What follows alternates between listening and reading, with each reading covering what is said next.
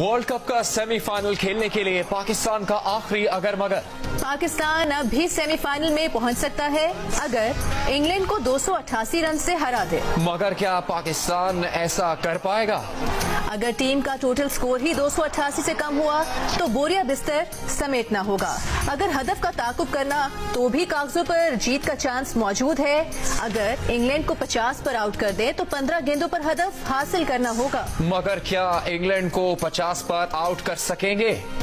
अगर कर दिया तो क्या 18 से कम गेंदों पर हदफ हासिल कर पाएंगे? मगर याद रहे ये क्रिकेट के शुमारियाती अंदाजे हैं। हदफ हासिल करने के लिए ओवर्स का टारगेट सिर्फ इंग्लिश टीम के स्कोर से ही सेट होगा। मगर ये पक्का है कि पहले बैटिंग करेंगे तो 288 रन से जीतना होगा। अगर इतने बना लिए तो आज न्यूजीलैंड ने श्रीलंका को 171 रन पर आउट करके हदफ 23.3 ओवर्स में 5 विकेट्स पर हासिल कर लिया। पॉइंट्स भी 10 हो गए और रन रेट